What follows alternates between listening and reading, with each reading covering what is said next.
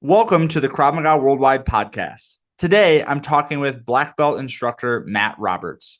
We dive into how to keep training meaningful, how to overcome burnout, and why the pursuit of mastery matters more than collecting techniques. Matt also shares key insights from our recent black belt training weekend and his experience in the new Handgun Expert 1 course, an advanced course that pushes far beyond the standard handgun curriculum.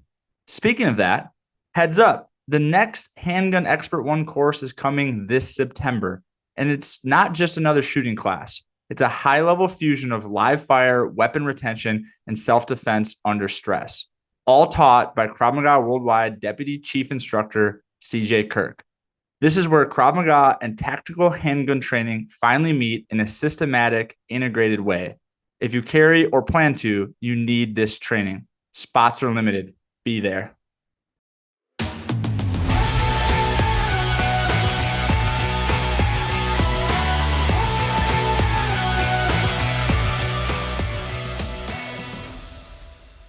Well, hey, Matt, thanks for jumping on to chat with me today.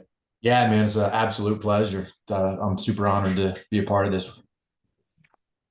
So, big reason why I wanted to chat with you is that we both attended this, it was a week and a half ago now, in the end of June, the Krav Maga Worldwide Black Belt Training Weekend. And we attended that together. And I just also thought it was really neat that you're the first non-school owner.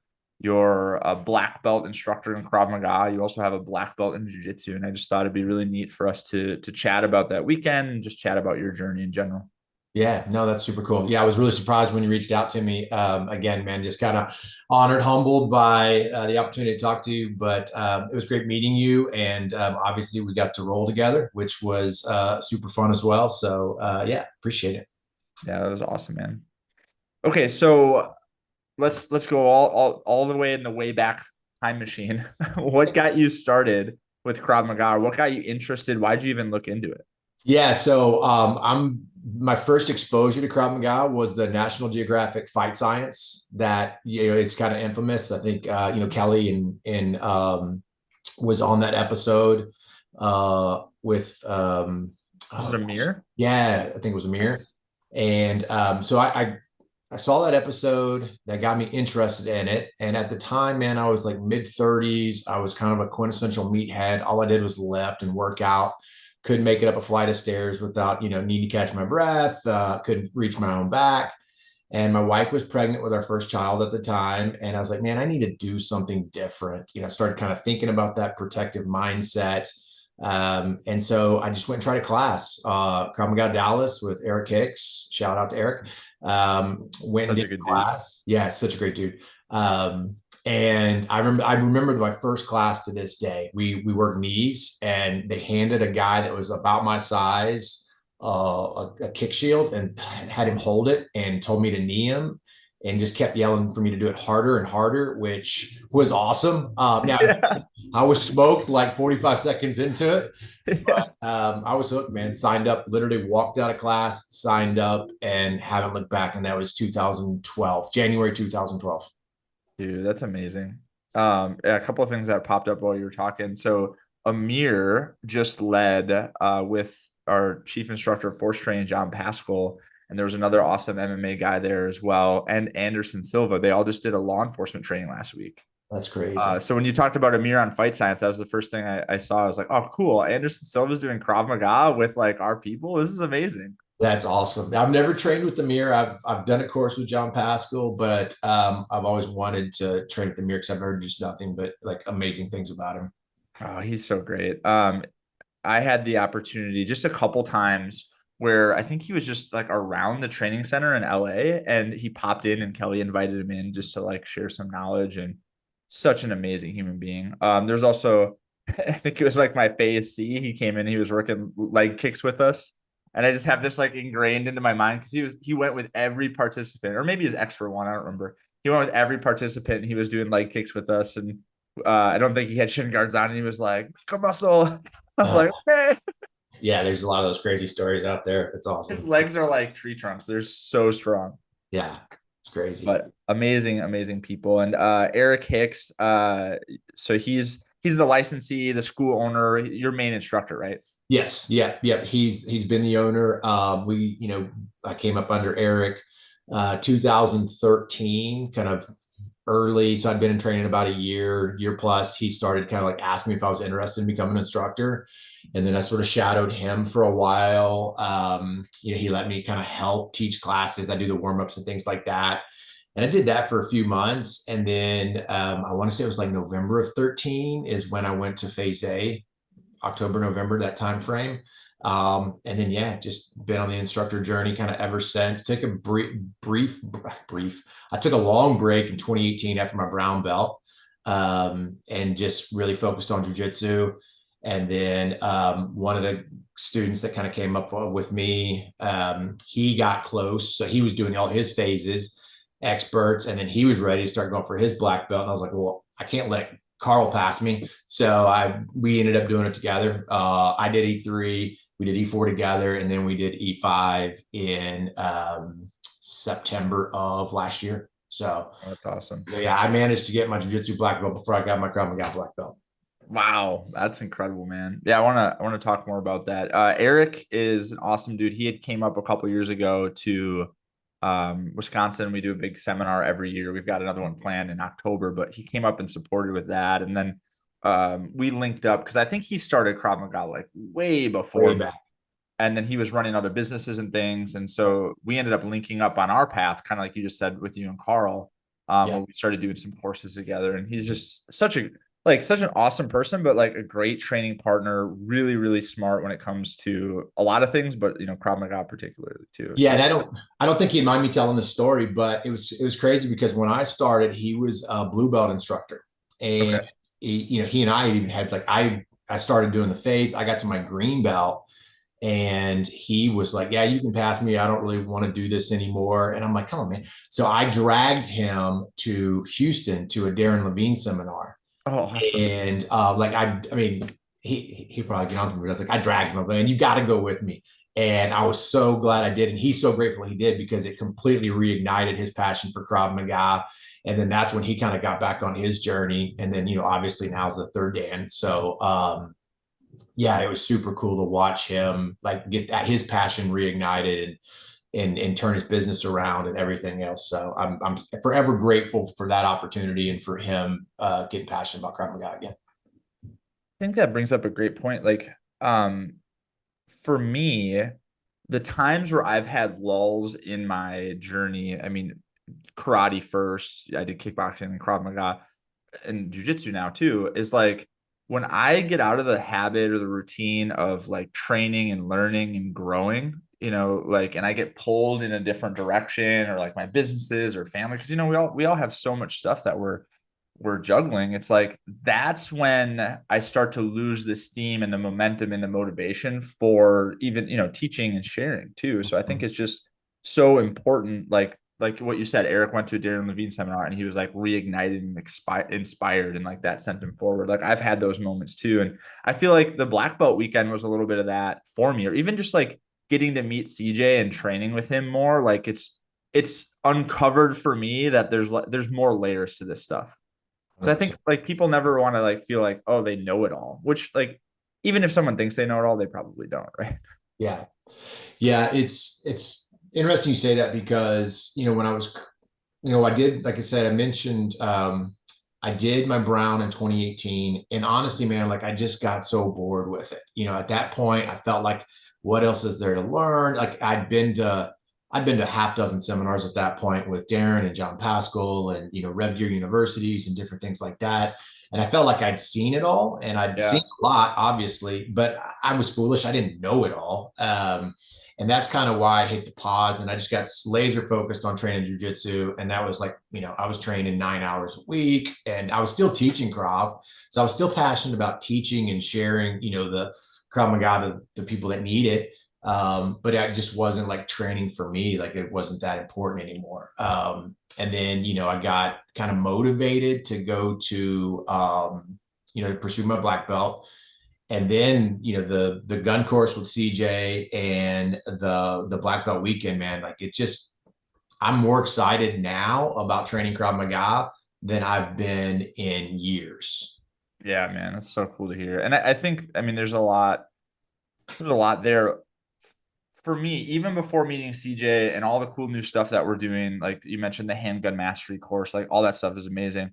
Even just like going from after I got my black belt to second dan, like, black belt is, or sorry, brown belt is basically the same material. And then it's two preps, which is basically the same material. And then black belt is like the same material. So it's just a lot of the same. And like, there's nothing wrong with that. Like, we need to get really, really, really sharp at those skills. But Yeah. when I went to my first second dan training, and I was like, oh my gosh, like it's totally different. Like, it's still Krav Maga, but there's all these new things to learn. Like, that was really exciting. And so I'm glad that we got to share a little bit of that over the weekend together, doing some of the second down review. That was fun. Yeah, it was.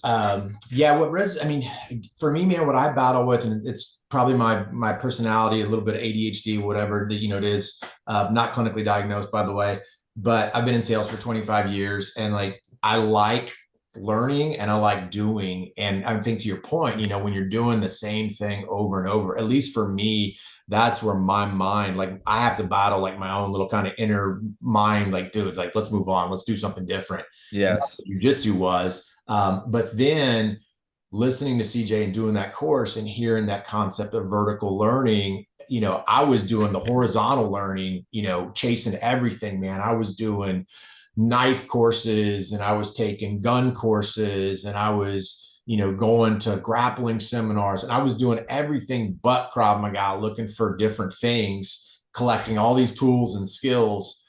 And then when he said vertical learning, it just completely resonated with me. And, when we did the gun seminar, I was the one that was asking all the questions about, well, I learned it this way. And he quickly showed me why, it wasn't optimal. And it just got me thinking, man, like, I've been repping more things since then than I've done in years. Just because, again, like, I'm so in tune now with this concept of like vertical learning. I want to understand everything deeper. Yeah, that's awesome, dude. And I think when we get exposed to, what feels like a new or shiny object, and we get reignited and remotivated to dive in. Like, I had a crazy travel experience after Houston. Like, I missed a flight because of weather. Then I had to rent a car and drive, and I just like slept it was crazy. It was wild.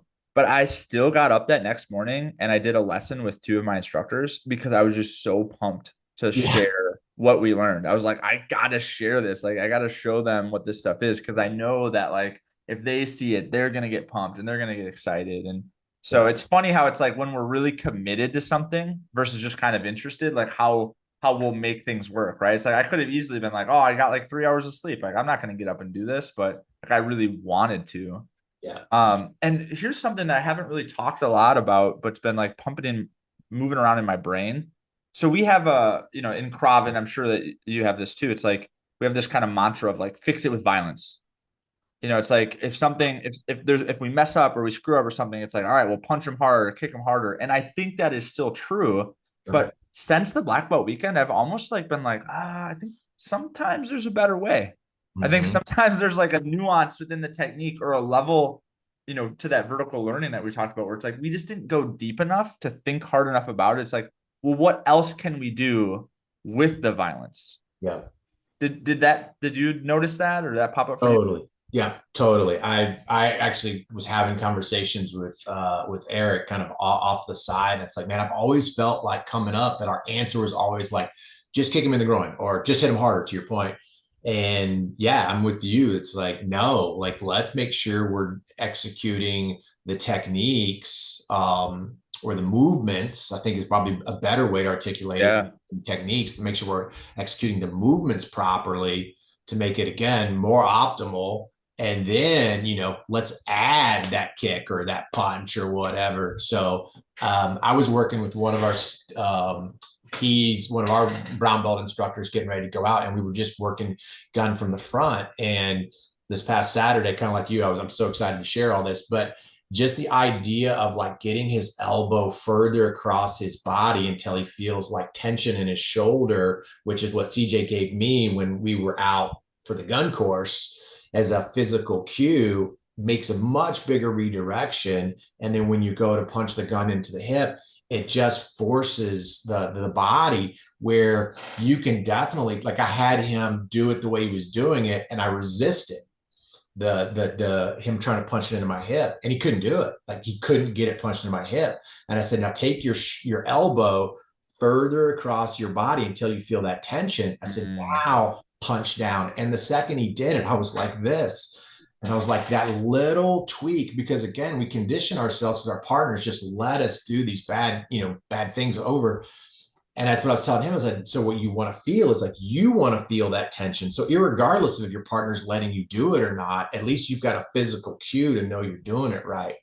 And you could just tell, like, it ignited something in him. He was like, man, so yes, I'm with you, man. 100%. It's so great. I mean, I don't want to get away from like, yeah, fix it with violence. Like that is like a thing. That's a monster. And it's like, I think people who don't have the level of depth and they haven't done that vertical development, they just don't have any other answers. So they have to say, punch them harder or kick them harder. Yeah. And I think that's what's so cool about how deeply CJ has thought and practice is it's like he can support us, and the other leaders too, Darren for sure, and Kelly and John and Amir, like we talked about, they can help us continue to go deeper. And that's sometimes what gets me bummed when people like split off and they're like, I think I know it all. And it's like, dude, I've been doing this a while and I know I don't know it all.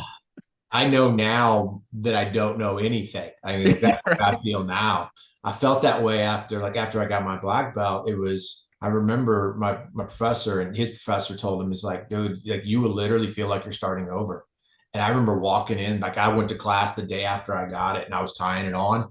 And I was like, oh my gosh, I have the same nervous energy that I had when I walked in here as a white belt. Yeah. And it's that realization that like you don't know everything, but people are going to think you do.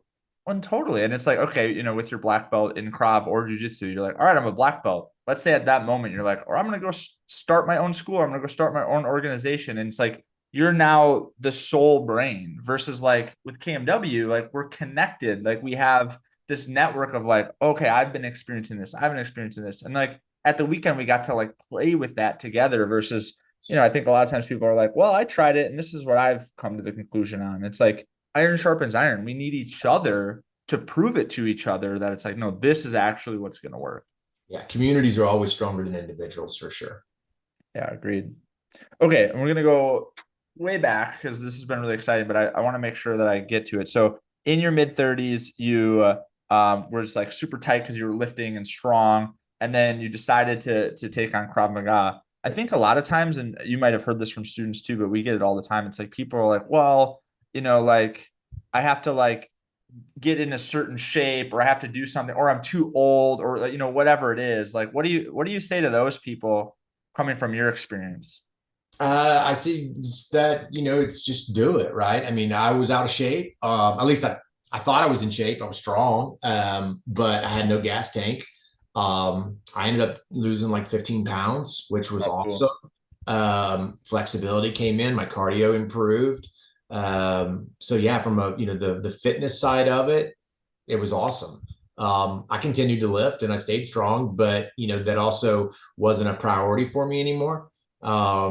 And I think my first year, Hicks and I joke about this all the time, but like my first year, I think I trained like 250 hours. Wow. And then I did another 250 hours like my second year. That's awesome. And I traveled a lot for work. So like, even if I was on the road, again, being part of KMW, I was popping into schools. So I was training, I was going down to Houston a lot, training with those guys, once a quarter, periodically, San Antonio, just all over. But yeah, I think, if you're looking for, don't let it be an excuse. Like you'll never get in the shape you think you need to be in if you don't just do it. Yeah. And I think I've kind of cliche, but like it sticks for me is like people don't have to be great to start, but they have to start to be great. And then it's like, what can I do? What can I do today that will let me show up tomorrow? Because like a lot of people, I think in this culture are like, you can buy it now, get it now, go through a drive-through, that sort of thing. But it's like, we're not going to get everything that Krav Maga has to offer us in one class. So going as hard as we possibly can and like hurting ourselves has absolutely no benefit. It's like, just show up and it's like, do what we can. and then just keep doing that. Like you said, the consistency of 250 hours, like that's how skills are developed year after year. So super cool. So Eric identified pretty early on that you might be an instructor candidate. Yeah, I think I had just gotten my orange belt as a student. And so I was probably a year and a half in, if I remember correctly. And then, yeah, that was so it was 2013 when I became an instructor. Had you ever taught anything before? No, but I had been in sales leadership. At that point, I was already a sales manager, so I'd coached and led sales teams. I wasn't very good at it. I mean, I was still young and mid-30s. So I had an ego, but no, that was kind of my first experience of like teaching. And that's where the phase A experience of learning to teach was so valuable. And I had great phase A instructors, man. Like, I kind of maybe was I'm the one that tells the like junior stories and junior, and I had Michael Mergolin and had Christian and all of those folks. So I learned a lot of great skills and learned how to teach and learned how to create energy in a class. And That's I amazing. probably came back from LA a little too amped up for North Texas. I probably dropped one too many F-bombs coming back, but again, live and learn. And yeah, so. Oh, that's awesome. Yeah, I think it's so cool because this isn't the standard for, I mean, now that you've been in jiu-jitsu, I'm sure you've traveled to different jiu-jitsu gyms and you can see like there's a gambit of all martial arts, right? Like just because someone says they're karate black belt doesn't mean the same thing, from city to city, from school to school, or, same thing with Krav and jiu-jitsu, but not all organizations spend as much time teaching their instructors how to teach. Yeah, for sure. And in jiu-jitsu, I see this a lot actually, where jiu-jitsu guys are like, they're teaching, but it's just because they've been doing it for a long time. Mm-hmm. They didn't go through any course. They don't have any certification. It doesn't mean they're not amazing at jiu-jitsu. It doesn't mean that they're not like an okay coach, but they literally have spent almost no time learning how to be a better teacher. Mm-hmm. And I think that's what's so great about our courses. It's like, here's a template, here's a framework, here's what to work off of. And I've used our teaching template to like teach my kids stuff. Yep. It works for everything. Yeah, it's funny. Yeah, when I do teach jiu-jitsu occasionally, I'll use our template. Same. Yeah. And it's crazy that it resonates with people. So. Okay, so you became an instructor, and then along the way, you said you kind of like got a little stuck. We're feeling maybe a little bit bored. Wanted something new and shiny, and then what made you want to go do jiu-jitsu? So yes, that's a great question. So how I actually got into jiu-jitsu was phase C. So I had junior and Christian, and obviously that's when a lot of the ground curriculum was kind of introduced. A lot of the grappling curriculum was introduced. And I could execute the techniques, but I don't remember which one said it, but one of them said, like, hey man, if you want to get really proficient with this, and that's what good instructors should do, is you need to like get a grappling coach. And that just like, I don't know, something about that kind of resonated with me. I had already taken a few grappling seminars because I was trying to get ready for phase C, done some ground seminars and stuff. But I just really started to want to understand the ground fighting better. Like we have techniques, but the way my brain works is like, I needed to understand how did I get here? What do I do if this doesn't actually work? How could I have not gotten here? And so that's what sort of motivated me to start looking at jiu-jitsu. So that was probably 2015 timeframe. Again, I over-researched everything. So I found a grappling gym that wasn't really sport-based. We compete, but we're not a sport-based like jiu-jitsu gym. Cool. A lot of former military cops. My professor is a 5th degree black belt. He was former special operations. He was the first black belt in special operations. Shout out to Alan Shabar.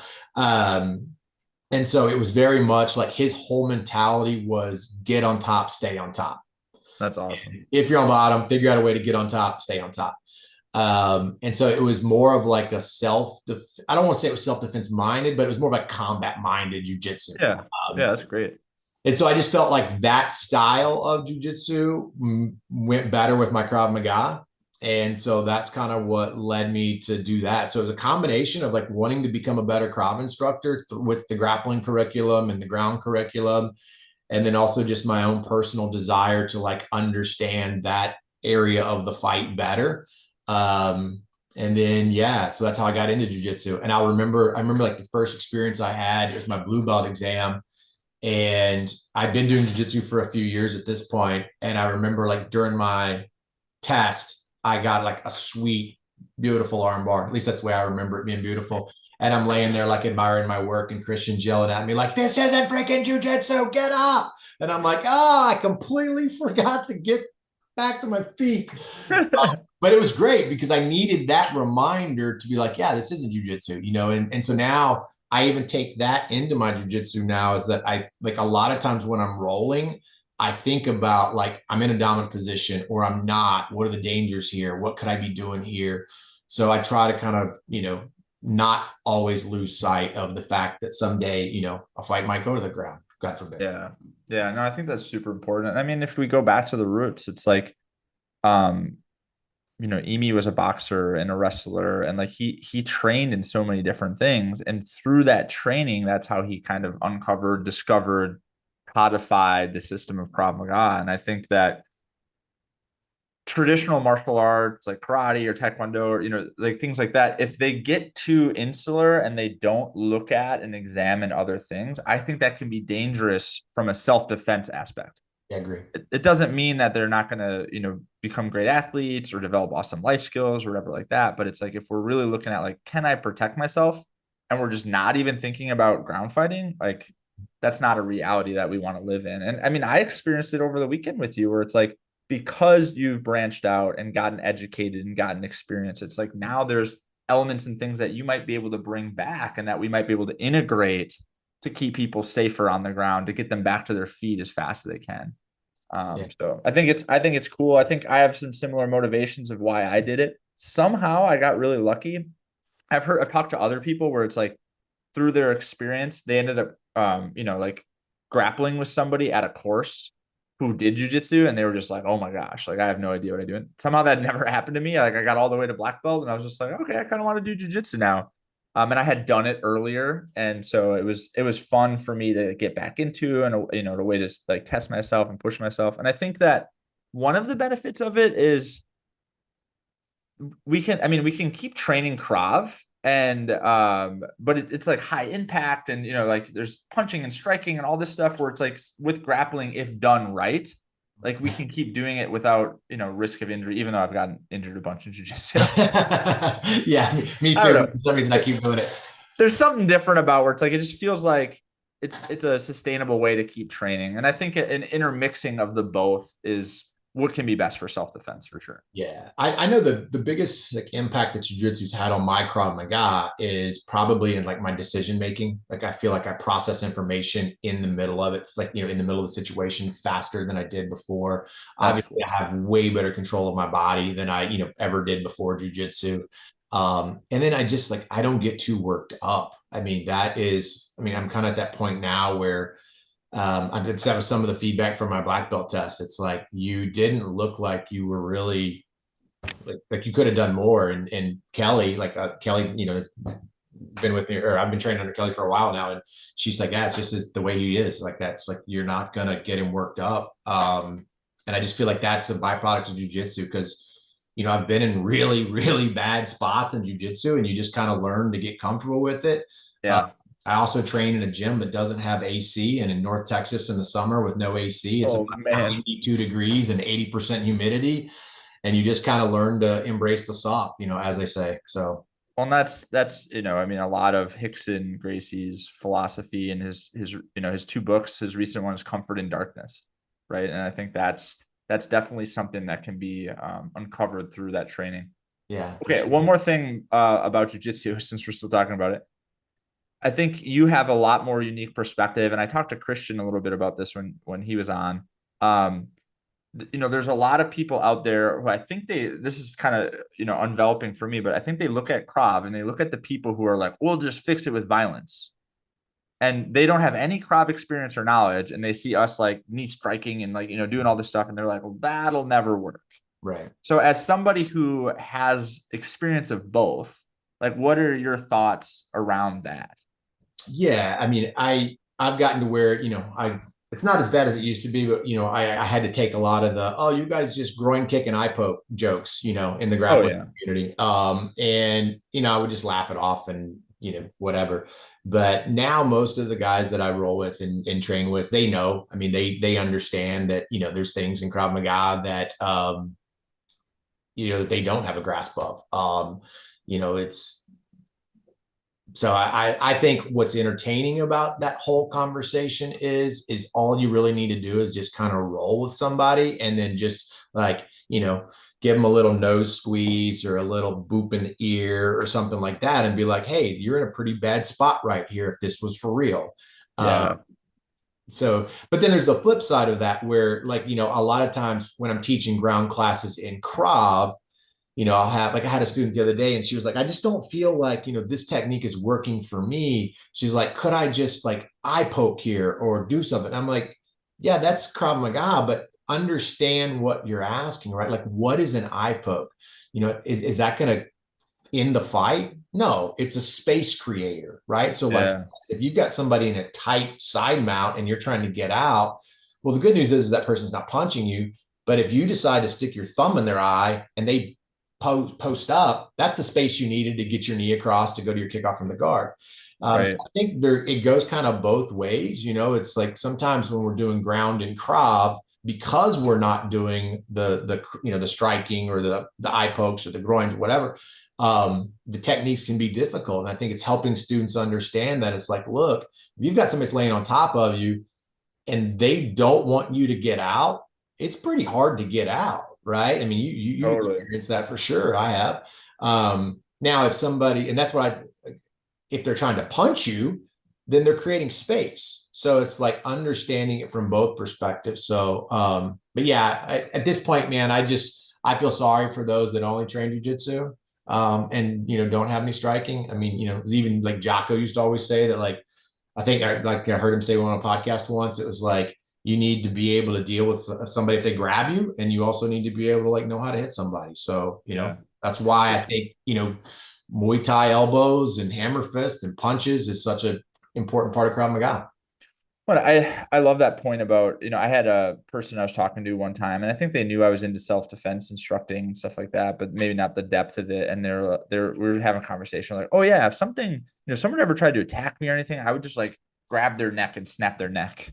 I was like literally thinking, I was like, I don't know, like I don't know if that's possible. I don't know if I could do that. And I train all the time. And this is like a smaller female or whatever, but I'm just tying that to the like, oh yeah, if I'm inside mount, I can't get out. I'll just poke them in the eye, and then that'll be the I win button. And it's not. And I think what I've learned even more through training jujitsu and doing ground fighting is like, I do not want to be on the ground with anybody, like the environment, a curb, other people kicking me in the head, a weapon, like that kind of stuff, or even just the fact that like, I mean, you kind of look like a tough dude, but there's like Mikey Musumeci's out there where it's like you look at it, you're like I don't think that guy would know anything. He could just like tear my leg off my body if he wanted, right? Yeah. So it's like you never know what somebody's capable of on the ground. And I think being able to, yes, poke him in the eye, then execute a technique and get to our feet, combining those things, I think is where the power is. Well, there was I don't remember who posted it, but it was on social media, YouTube, a week or two ago. But it was they rolled like in a gym, they rolled on a beach, they rolled in grass, they rolled on gravel, and then the Oh, last wow. one they did is they rolled on the pavement. And it was just kind of interesting to watch like how the roles sort of changed as the environment got harsher. And I That's was cool. watching them rolling on the concrete, and I just like I cringed through the whole thing just thinking about about that. I'm like, there's no way you want to be down on the concrete rolling around with somebody. Well, and then a whole nother conversation that we don't need to dive into now is it's like, okay, a lot of our system is used for law enforcement and military. Like that's where we get the most people calling, like they call John up and they're like, hey, I use this and it saved my life. And it's like, are there applications to jujitsu on the ground? Yes. But then when you have a gun belt and you have a suspect and like there's all this stuff going on, it's like, we still just want to get to our feet as fast as safely as we can. Well, I got a quick story related to that. So years ago in our gym, my jiu-jitsu gym that I trained at, we had a law enforcement that came in. He was switching gyms because the gym that he had been at was a sport-focused gym where they were training takedowns. Like we train a lot of takedowns at our gym. And it was a guard pulling gym, and so for those, that know jiu-jitsu, they probably know what that is. And he literally got into it with a suspect and pulled guard. And in all that kit that you just described, he was basically on his back with a guy that outweighed him 100 pounds, and he couldn't get out from under it. Now, thankfully, he survived the experience, but it was enough. That was an ignition moment for him to change gyms completely. So, wow, yeah, thanks for sharing that. Yeah, I love when people share stories about like how they basically have learned in real time or firsthand of like, wow, how this can be so valuable. So I had a student one time where he probably had too much to drink. He had some friends over at his place. And, up here in Wisconsin, we can get a lot of snow, it can get really cold. So his buddy was like going out to like move his truck or something. And he ended up getting stuck like in the mud or the snow on the side of the road. And my friend was probably doing, the guy thing and just like kind of making fun of him and poking at him a little bit. And he grabbed, he was a student of mine. He grabbed a shovel and he was going over to like offer him the shovel so he could like dig his way out. And the guy grabbed the shovel and like was pissed and hit him in the face with it. And so he cracked him with the shovel and he immediately shot a double leg takedown. Shot a double leg takedown. Like my student who got hit in the face, shot a double leg takedown, got on top, recomposed himself, and then got up and got away. But it's like, and we didn't even, I mean, that was before I was training jiu-jitsu. That was just because double legs are in Krav Maga and we had trained that. It was in him and it came out of him. And what I thought was so neat about that is it's like, if he would have had to fight there and he just got hit in the face with a shovel, he's not going to be able to fight standing up. Right. Like he's rocked. Like it's not going to go well, but he was able to use this thing that's in his toolbox to reset the fight. And like, I don't know all the details. He didn't share all of it, but maybe he realized like, oh, we don't need to fight. And he was able to hold him and control him so he could get back up to his feet. Yeah. Right. But if that was a fight for his life, he at least would have been in a position where he could, get back in the fight. Yeah, absolutely. Compose himself to get back in the fight. Yeah, that's awesome. Okay, so when you heard about the black belt training weekend, because this was a totally new thing that we tried out, what were your initial thoughts when you heard that we were doing that? Obviously, I want to be a part of it. Any experience to get to train with CJ to me is an opportunity. I did mention it earlier, but I was actually super fortunate. I did my phase B. I did the apprentice B. With CJ in Houston. Oh, wow. That was my I think he's only ran like a couple courses, right? Yeah. Yeah. So real quick, funny story. So I went to LA for phase B. I was about 3 days into it. And I guess I brought a gift for my children. I had pink eye, my son and gave it to me, which I didn't know it. So it showed up in LA and they're like, no, man, you can't train. You got to go home. So I wasn't able to finish my phase B. So a few months later, I did an apprentice B in Houston with CJ. And so I got that exposure. And I remember coming back from LA telling Hicks, like, man, like this dude knows Krav Maga. Like, I don't know what's going on down there, but they know stuff. And so, yeah, that was kind of my first exposure. And then, like I mentioned earlier, I trained with his guys, when I was traveling for work. And then after the pistol course, I just was like, man, I want to get back down there and do more. I mentioned earlier the whole concept of vertical learning. It was everything I thought it was going to be. And that's what like my expectations kind of going into it were like, I don't know what I'm going to learn, but I know whatever I learn, it's going to be at a deeper level than what I knew before. So. Yeah, that's great. And, for me, when I was looking at like, what are we offering? What are we doing? Like black belts getting together and training is probably not a new thing. I'm sure that they did that a lot in LA when they have, they have a lot of them right there. Yeah. But like us pulling all levels of black belts from all around the country or the world into one spot to just like train and sharpen each other. Like it goes back to that thing. It's like, if we're not training and we're not getting better and we're not pushing the envelope, we're not going to be inspired. We're not going to be motivated. We're not going to be connected. So I think that's a big part of what I got out of it. And it was a cherry on the top to like when we came in for the second Dan review, because for me, like I did second back in like 2018. Yeah. So to see me and like Mike and DJ and guys who've been through it hungry to like come back, and it's like, I want to train and I want to get better and I want to refine myself. I think there's a culture shift that's happening. Whereas before it had been like, well, I've already done that. I've already been certified. Or even this like, well, I don't want to be exposed. I don't want people to see that I'm a little rusty or, whatever. Like, and it's so encouraging for me to see like some of that stuff is like falling away and changing. Yeah. Yep. And those guys you just named, I mean, and yourself included, to be open to learning more. And I know we had discussions on, different things when we were doing weapons on the ground and stuff like that. And yeah, I was super inspired by the whole experience. And then also just to get to know everybody. I mean, again, I mentioned earlier, like I think a community is stronger than an individual, and communities happen when people have relationships, and relationships can either, I always said, like in sales, like, relationships with your customers happen, over drinks or golf or whatever. Yeah. I think in our world, relationships happen when you're training together, you're sweating together, and yeah, and then dinners afterwards and things like that. So yeah, I thought it was awesome. Yeah. I think I greeted you when we first got there. I was like, hey, you're that Matt guy from Dallas I've heard a bunch about. Or I said something like that. And you're like, oh, I hope it was good stuff. Yeah, you caught me off a little guard. I was like, oh no, what have I done? So, but yeah, no, it was awesome. Yeah, it was super cool. So you had mentioned that you've done a lot of other handgun training and certifications and things like that. So when we launched the Handgun Expert, it's actually a series. Like we've just done one, and I think we've had two goes at it. I There was believe a that's right. small group that went through the first one, and then you were part of the second group. And now later this year in September, I believe, we're going to do another handgun one. And Yep. I'm finally going to get to go do it. So I haven't even done it yet. I'm hoping to bring myself and, a few of our other instructors, my wife, hopefully, to go through the course. But what made you want to go to the handgun course? Was it because you heard CJ was teaching it, or like you just like that stuff? And then what did you feel like you took away from it? Yeah, so I mean, I like that stuff. I love to shoot. I've done a lot of like tactical combat shooting for years, and I just wanted to see kind of how the two could mesh, right? I mean, so again, kind of back to that vertical learning piece.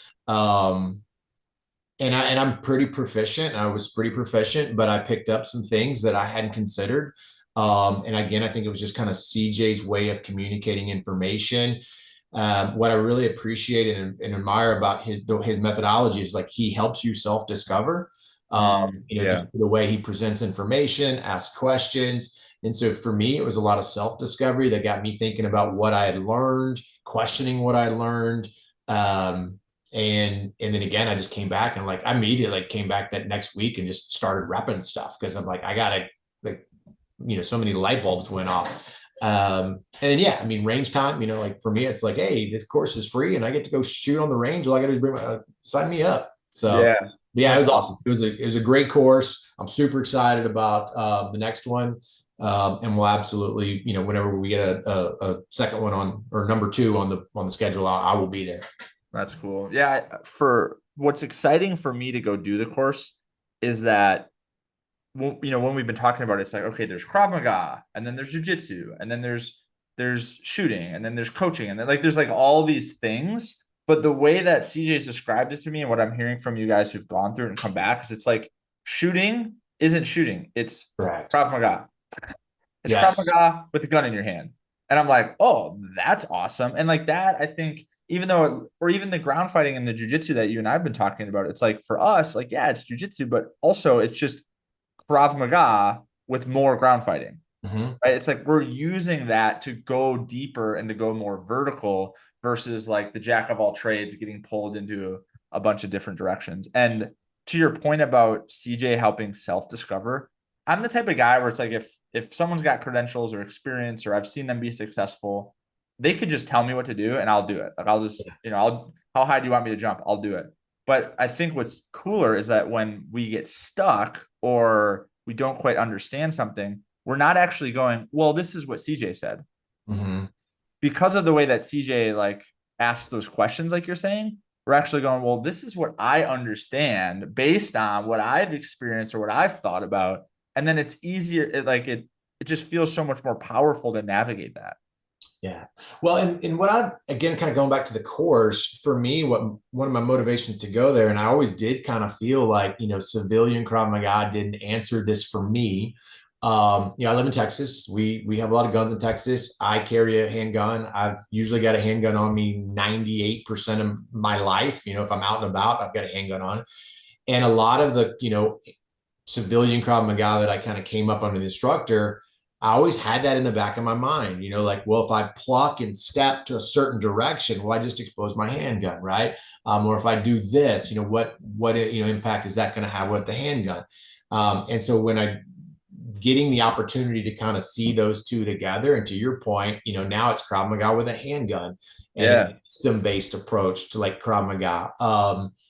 So yeah, that was kind of my motivation, and then also my big takeaways, and it's kind of just got me reevaluating a lot of what I had thought, from what I'd learned before, with different Navy SEALs and special operations, and I've trained with a lot of those different guys over the years. And the other crazy thing is if you train with those guys, they all have different opinions. Yeah, that's all it is. It's their opinions, and then to actually see it from a system-based approach. That fits a system that I'm familiar with, was super impactful. Yeah, I think that's so cool, because it's like, well, I don't want to change my choke from the front defense so that I can use my handgun. I want my choke from the front defense to work with my handgun, or whatever the thing is in the system. I want my knife defense to be able to work with my handgun. So yeah, I'm really excited to dive into that. I know that that's an area I've done a little bit. I've dabbled here and there. But it's definitely an area that I want to dive into more. So I'm excited that we're offering that. Yeah. Okay. So yeah, I think overall the black belt weekend was like a big success. Like, we had new black belts like yourself, like you've had it almost a year, jump in. We've had people who've, been black belts for over a decade jump in. We all got to learn and grow. Shout out to Kelly. Kelly was hitting reps. That was awesome to see. I love that. Putting in work, man. That was fun to see Kelly training like that. The only thing I don't love about it is that I was her partner for a bunch of it. She just beat the crap out of me, and she had this like joy in her eyes when she was hitting me. Like, sometimes it's a little scary.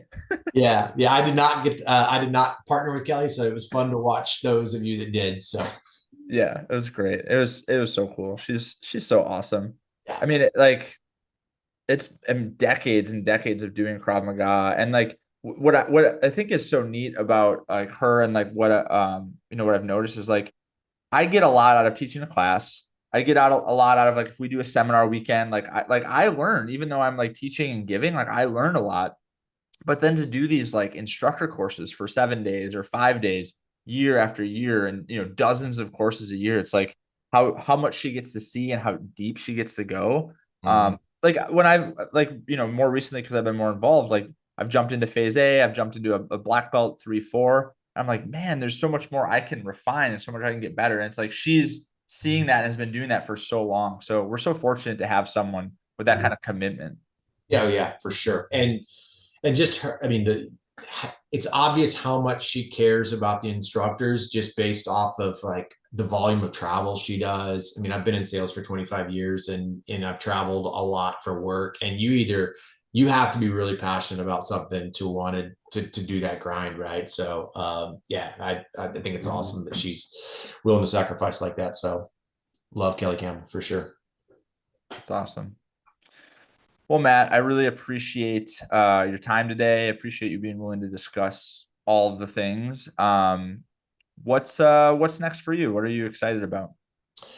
Man, I'm just continuing to train. I mean, we are still training every Sunday. We're like more motivated now to continue to rep the stuff that we've been doing and learning. Back to training Jiu Jitsu. So just keep training, man, and trying to get better every day. I have the whole like 1% mindset. So if I can just get better 1% every day, that's kind of my ultimate goal. We'll give my best to all those guys in Dallas, and I'm sure we're going to cross paths again soon, man. I hope so. Thank you, Joel. Thank you, man.